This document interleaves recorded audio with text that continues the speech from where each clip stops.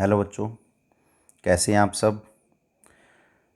12th class की biology का जो थर्ड चैप्टर है ह्यूमन रिप्रोडक्शन, इसमें आज हम बहुत ही इम्पोर्टेंट टॉपिक को डिस्कस करेंगे, hormonal control of male reproductive system. बेटा, जो मेल रिप्रोडक्टिव सिस्टम है उसको कौन से हार्मोन और कहाँ से कैसे कंट्रोल करते हैं, और इन हार्मोन का मेल के रिप्रोडक्शन में और मेल के अदर बॉडी पार्ट में क्या रोल है। मतलब इस टॉपिक के अंदर स्टेट बोर्ड के, या अगर हम बात करें नेट लेवल के, या कोई भी मेडिकल एंट्रेंस के अंदर यहाँ से काफ़ी अच्छे से क्वेश्चन पूछा जाता है। तो इस टॉपिक को आप थोड़ा सा ध्यान से पढ़ेंगे, ध्यान से देखेंगे। मेल रिप्रोडक्टिव जो सिस्टम है, हार्मोनल कंट्रोल कैसे होता है, या मेल रिप्रोडक्टिव सिस्टम में हार्मोनल कंट्रोल किस तरह से एक्टिवेट होता है, उसके लिए सबसे पहले आपको एक बात को ध्यान में रखना है।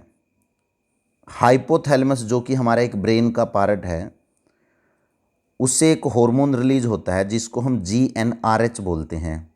GnRH का मतलब होता है gonadotrophin releasing hormone. Hypothalamus create करता है GnRH को, और जो GnRH है वो एक्ट करता है हमारी जो मास्टर ग्लैंड है जिसका नाम है पिट्यूटरी ग्लैंड। बच्चों थोड़ा सा ध्यान से समझिए। जो हमारा ब्रेन का पार्ट है हाइपोथैलेमस, वो एक हार्मोन रिलीज करता है GnRH, गोनाडोट्रोफिन रिलीजिंग हार्मोन, और ये हार्मोन एक्ट करता है हमारी पिट्यूटरी ग्लैंड के ऊपर। अब बेटा +1 में आपने पढ़ा कि पिट्यूटरी ग्लैंड के कितने लोब होते हैं? 2 लोब होते हैं, एक एंटीरियर और एक पोस्टीरियर। तो हाइपोथैलेमस से निकलने वाला जो गोनाडोट्रोफिन रिलीजिंग हार्मोन है वो एक्ट करता है anterior lobe of pituitary gland के ऊपर। पिट्यूटरी ग्लैंड की कौन सी लोब के ऊपर? एंटीरियर लोब के ऊपर। अब वहाँ से 2 हार्मोन रिलीज होते हैं, एक का नाम LH है जिसको हम बोलते हैं ल्यूटिनाइजिंग हार्मोन, और दूसरे का नाम है FSH, फॉलिकल स्टिमुलेटिंग हार्मोन। जो LH है इसको हम अदर नेम से भी जानते हैं, ICSH, क्या बोलते हैं? Interstitial cell stimulating hormone. Interstitial cell stimulating hormone ये फीमेल के अंदर भी होता है LH, लेकिन फीमेल में इसके दूसरा नाम नहीं है, मेल में इसको ICSH के नाम से भी जानते हैं। जो इंटरस्टिटियल सेल स्टिमुलेटिंग हार्मोन है ये इंटरस्टिशियल जो सेल्स हैं उनके ऊपर काम करता है। बेटा आप लोगों ने सेमनीफेरस ट्यूब्यूल का डायग्राम मैंने प्रीवियस वीडियो में बता रखा है आपको। ये सेमनीफेरस ट्यूब्यूल है। इस सेमनीफेरस ट्यूब्यूल के अंदर आप देखोगे कि 2 तरह के सेल होते हैं। एक तो ये लॉन्ग सेल होता है सर्टोलाई सेल, और इस सेमनीफेरस ट्यूब्यूल के बाहर जो इंटरस्टिशियल स्पेस है इसमें पड़े रहते हैं आपका कौन से? Leydig cell. तो जो इंटरस्टिशियल सेल्स हैं, या अगर हम बात करें वो सेल कौन से हैं? लीडिंग सेल ही हैं। इंटरस्टिशियल सेल कौन से हैं? लीडिंग सेल हैं। और ये लीडिंग सेल कहाँ पड़े हुए हैं? सेमनीफेरस ट्यूब्यूल के बाहर पड़े हुए हैं। तो जो लीडिंग सेल हैं वो एक एंडोक्राइन सेल्स हैं, वो स्क्रीट करते हैं किसको? हार्मोन टेस्टोस्टेरोन को। जो ये टेस्टोस्टेरोन हार्मोन है इसका क्या काम है? एक बार थोड़ा सा ध्यान से समझिए कि जो इंटरस्टिशियल सेल लीडिंग सेल हैं वो किसको स्क्रीट करते हैं? टेस्टोस्टेरोन को।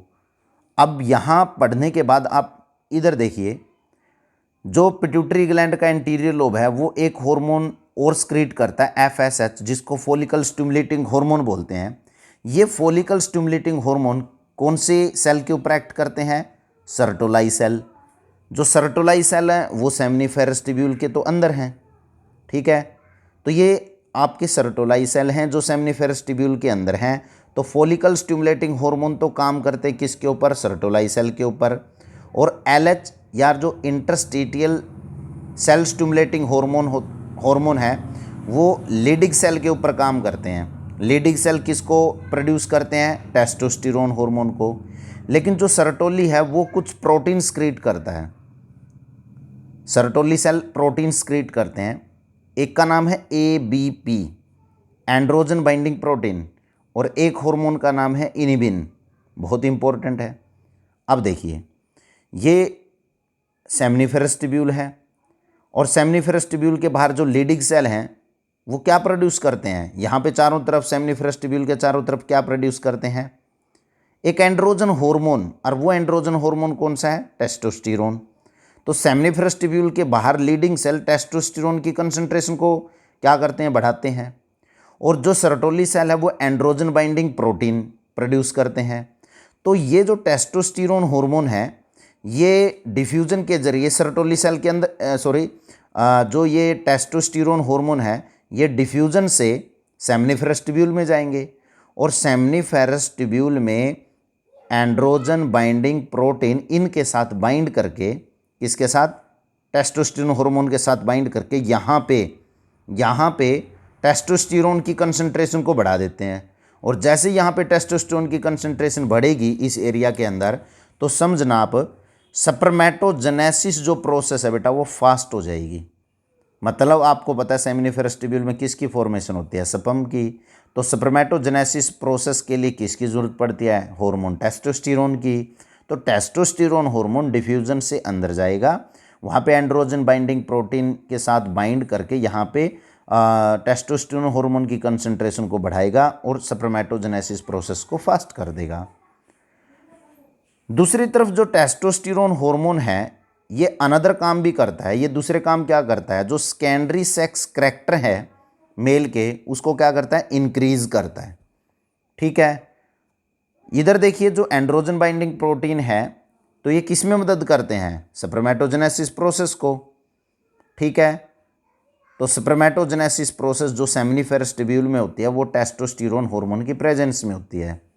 अच्छा बेटा एक बात और आपने ध्यान में रखना है, जो हार्मोन इनिबिन है, इनिबिन, अब क्या होता है कि जो ये प्रोसेस हो रही है अगर स्पर्मेटोजेनेसिस प्रोसेस फास्ट हो जाती है, स्पर्मेटोजेनेसिस प्रोसेस में स्पर्म की फॉर्मेशन ज़्यादा हो जाती है, तो उसको रोकने के लिए, उसको थोड़ा सा स्प्रेस करने के लिए जो इनिबिन है, ये इनिबिन हार्मोन, ये इनिबिन हार्मोन फीडबैक मैकेनिज्म देता है हाइपोथैलेमस को या पिट्यूटरी ग्लैंड को, ताकि स्पर्मेटोजेनेसिस की फॉर्मेशन क्या हो सके, कम। क्योंकि देखिए जो स्पर्मेटोजेनेसिस की प्रोसेस है अगर वो इंक्रीज हो जाती है तो इसको थोड़ा सा स्प्रेस करने के लिए इनिबिन जो हार्मोन है वो क्या करता है, वो फीडबैक मैकेनिज्म देता है। यहाँ पे मैंने इसी वजह से बताया कि फीडबैक मैकेनिज्म है जो इस प्रोसेस को थोड़ा स्प्रेस कर देता है। अच्छा एक काम और भी है, इधर हम देखेंगे कि जब टेस्टोस्टेरोन हार्मोन की कंसंट्रेशन ज़्यादा हो जाती है तो उसके दूसरे फंक्शन रहते हैं सेकेंडरी सेक्सुअल करैक्टर को बढ़ाना, या जो सेकेंडरी सेक्सुअल करैक्टर उसको इंक्रीज करना। तो सेकेंडरी सेक्सुअल करैक्टर जब फुली डेवलप हो जाते हैं तो यहाँ से भी एक फीडबैक मैकेनिज्म जाता है, यहाँ से भी देखिए ये फीडबैक मैकेनिज्म जाता है इस तरह से, ये फीडबैक मैकेनिज्म जाएगा ऐसे ऐसे। ये फीडबैक मैकेनिज्म भी एंटीरियर लोब ऑफ पिट्यूटरी या हाइपोथैलेमस को क्या करता है, इन जो secondary sexual character fully develop होने के बाद यहाँ से भी नेगेटिव फीड मैकेनिज्म जाता है ताकि इस चीज़ को कंट्रोल किया जाए या इस चीज़ को थोड़ा स्प्रेस किया जाए।